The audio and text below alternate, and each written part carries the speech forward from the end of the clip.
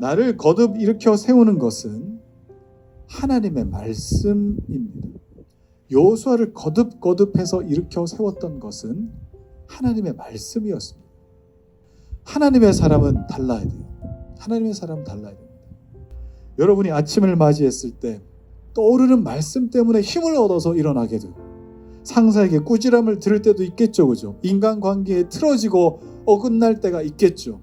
그럼에도 불구하고 나에게 떠오르는 말씀 때문에 다시 일어나게 되고 힘을 얻게 되고, 그리고 병상에서 외로운 자리에서 정말 내 육신의 연약함을 가지고 있으면서도 불구하고 내가 일어날 힘을 얻을 근원을 하나님 말씀에서 찾게 되는 것, 그게 바로 저와 여러분이 누릴 수 있는 놀라운 축복인 줄 믿으시기 바랍니다. 그래서 여러분, 제발 말씀을 읽으십시오. 제발 말씀을 읽으십시오. 그런데 여호수아 3장 3절을 우리 같이 한번 읽어보겠습니다. 시작. 백성에게 명령하여 이르되 너희는 레위 사람 제사장들이 너희 하나님 여호와의 언약궤에 매는 것을 보거든 너희가 있는 곳을 떠나 그 뒤를 따르라. 자, 3일 가까이 굉음을 울리면서 콸콸콸 흘러가고 있는 그 요단강에 이스라엘 백성들은 사람이 생각해 볼 수 있는 많은 방법들을 머릿속에 떠올려 봤을 겁니다. 이렇게 건널 수 있지 않을까? 또 저렇게 건널 수 있지 않을까?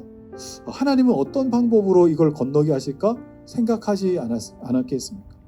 그런데 그 끝에 들리는 메시지는 언약궤 매는 것을 보거든 따르라. 언약궤 매는 것을 보거든 따르라. 자, 여러분, 이스라엘이 결국 봐야 할 건 요단강이 아니라 언약궤였습니다. 요단강이 아니고 언약궤였다. 하나님께서는 이스라엘 백성들을 충분히 절망할 수 있게 만들고, 또 누군가에게는 하나님을 의심하게도 만들 수 있는 이 불어나고 있는 요단강을 3일 내내 보게 하셨습니다. 거기 인간적인 지혜와 방법으로 배를 만든다든지, 다리를 놔서 건널 수 있게 한다든지, 이런 방법이 아무런 도움이 되지도 않고 방법도 답도 아니라는 사실을 이스라엘 백성들 모두가 인정하게끔 만드는 시간, 그 시간은 하나님 앞에서 나의 모든 방법, 나의 지혜, 나의 모든 능력을 다 내려놓는 시간이었습니다. 다 내려놓는 시간. 사람의 방법이 통하지 않을 때 우리는 하나님 앞에서 무엇을 내려놓아야 할지, 그리고 무엇을 바라보아야 할지 우리는 정확하게 판단해야 됩니다. 선택해야 합니다. 함께 이 무시무시한 강물을 보면서 휩쓸리지 말고요, 지혜와 방법을 내려놓고요, 결국 보면서 따라야 할 것을 우리가 선명하게 발견하는 것, 하나님의 임재를 알리는 언약궤를 보는 것, 그것이 하나님의 사람들이 해야 할 몫인 줄 여러분 믿으시기 바랍니다. 우리 여호수아 3장 3절 하반부에 보면은 이런 말씀이 있죠. 그 뒤를 따르라. 4절 상반절에도 있습니다. 너희와 그 사이 거리가 2000규빗쯤 되게 하고 그것에 가까이 하지는 말라. 6절 하반부에 언약궤를 메고 백성 앞에 나아가니라. 자, 그러면 여러분, 언약궤가 백성들 사이에 있는데 언약궤는 백성들 중에 어디쯤 있는 겁니까? 백성들의 앞쪽에 있는 겁니다. 백성들의 앞쪽에. 광야에서 이스라엘 백성들이 전진할 때, 행진할 때도 언약궤는 항상 앞쪽에 있었습니다. 자, 이 장면을 시편 기자가 이렇게 기록했습니다. 시편 68편입니다. 시작. 하나님이여 주의 백성 앞에서 앞서 나가사 광야에서 행진하셨을 때에 땅이 진동하며 하늘이 하나님 앞에서 떨어지며 저 신의 산도 하나님 곧 이스라엘 하나님 앞에서 진동하였나이다. 자, 언약궤가 앞서 나간 것인데 시편 기자는 뭐라고 했어요? 하나님께서 주의 백성 앞에 앞서 가실 때에 그랬습니다. 하나님께서 앞서 가셨습니다. 하나님께서 이스라엘 백성들 앞에 가셨습니다. 그 이유가 뭐라고 나옵니까? 여호수아 3장 4절 하반부 읽겠습니다. 시작. 너희가 이전에 길을 지나보지 못하였음이니라 하시니라.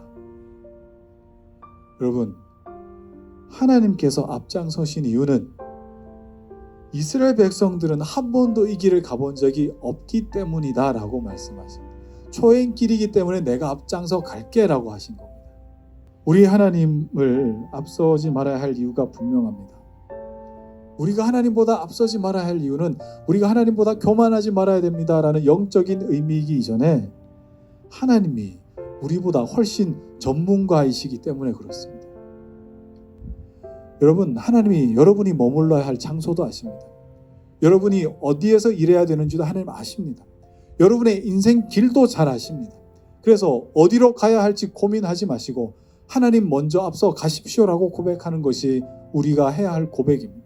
자, 오늘 본문 5절은 여호수아가 백성들을 이렇게 준비시키며 마지막으로 명령합니다.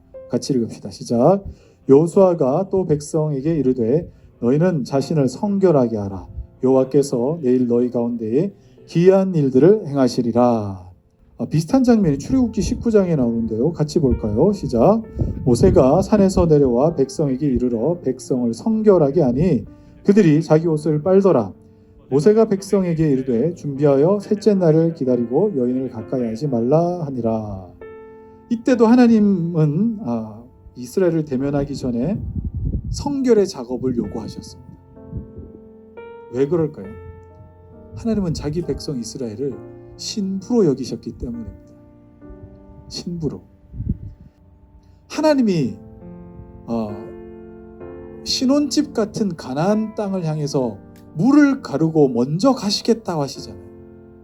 그러면 뒤따르는 신부가 신부의 모습으로 뒤를 따라가는 것, 이게 뭐예요? 성결의 작업입니다. 하나님께 어울리는 사람, 여러분 하나님께 어울리는 사람이 되십시오. 하나님 역시 우리와 어울리기 위해서 사람의 몸을 입고 이 땅에 오셨습니다. 그러면 우리 역시 하나님께 어울리는 사람이 되어야 합니다. 기적을 위한 성결이 아니라 하나님을 위한 성결인 것이죠. 그러면 우리는 어떻게 성결해질까? 예수님께서 성결함을 가르쳐 주셨습니다. 로마서 1장 4절입니다. 시작.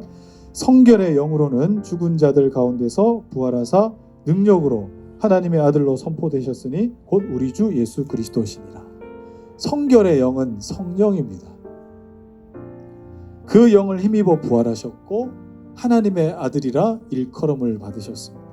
그렇다면 하나님과 어울릴 성결의 영은 성령으로 함께하는 것, 성령의 옷을 입는 것, 이게 바로 우리가 할 수 있는 성결입니다. 그럼 여러분, 이제 어떻게 우리가 살아가야 되겠습니까? 우리가 저 약속의 땅에 하나님과 함께하기 전에 우리가 해야 될 몫이 있겠죠. 우리가 해야 될 사명이 있겠죠. 무엇입니까? 여러분, 거듭거듭 하나님의 말씀을 의지해서 일어나셔야 됩니다. 또 실패하셨습니까? 주의 말씀을 힘입어서 일어나세요. 주의 말씀을 힘입어서 함께 더불어서 사람들과 지나는 겁니다. 주의 말씀을 힘입어서 그렇게 결정하기로 하는 것. 주의 말씀 때문에 하나님께서 앞서가심을 보는 것. 주의 말씀 때문에 어떻습니까? 내가 성결해지는 것. 이것이 바로 우리가 해야 될 몫인 줄 여러분 믿으시기 바랍니다.